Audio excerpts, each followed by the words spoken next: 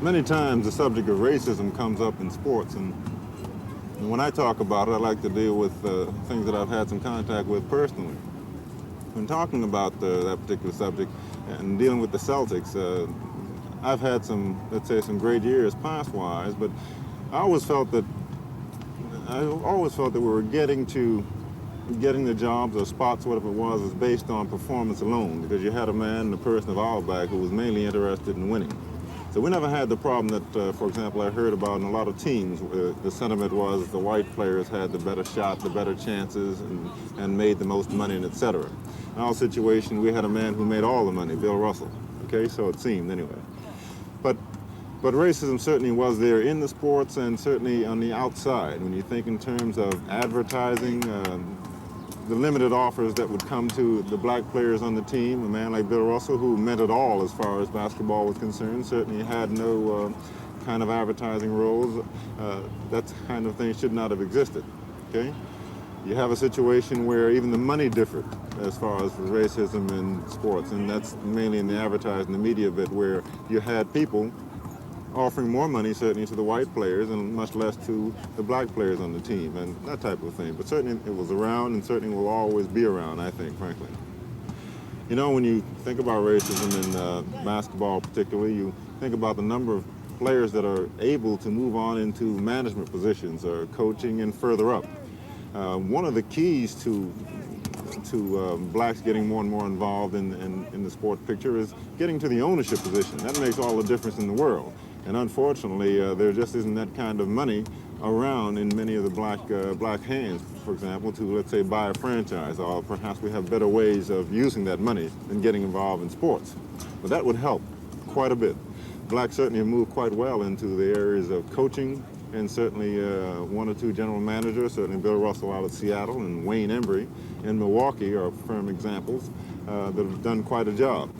It was a pleasure to look at this past playoff finals and see Casey Jones sitting on one bench and certainly Al Attles for the Golden State team on the other bench. Certainly a nice sight, as far as I'm concerned.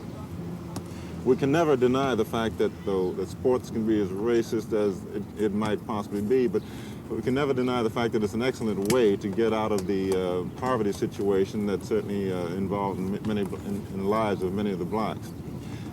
Sports certainly pay a fair amount of money, and that's putting it mildly. And it's become an excellent vehicle to make some decent money. But the thing that we should really never forget is that it's an area that only a select few can do well. And as great a vehicle as it is for making a lot of money and a better way of life, it would be best for the majority to perhaps forget about, the majority of young people, to forget about thinking in terms of being the great athlete, because so few can make that top flight situation. Think in terms of getting into some of the professions, which is certainly a better vehicle and certainly one that lasts a lot longer. Because when you think in terms of lasting time in professional sports, you have to realize that that retirement period comes relatively soon. Certainly in something like professional basketball, you're talking about an average of 6 or 7 years, and that's a maximum. So you've got to be thinking in terms of the retirement situation. But you know, when you're talking about trying to ensure your economic stability and saving your money, things like that become very, very important. But a lot of people don't realize that when a young man, between perhaps 20 and 25, gets a chance to make the type of money that's available in professional athletics nowadays, you know, the public has a habit of looking at him and hoping that he can manage this money as if he's 40, 45 years of age. And there just isn't any way. When you're that young and you have that amount of money to deal with, you're going to spend a little bit of it, okay? If only many of us had the opportunity to get a feel of how it would feel to deal with that type of money. But, hey, it's there.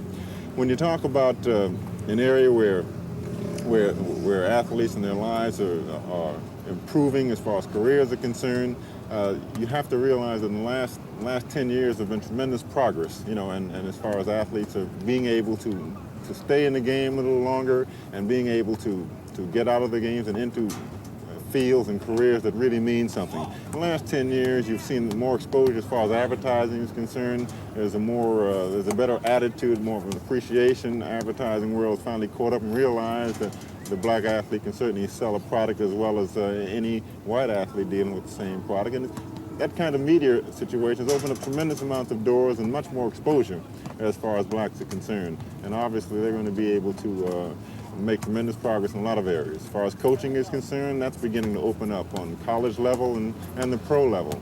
And this is one area I think that's really great for black athletes. I think in terms of staying in, they have so much to offer.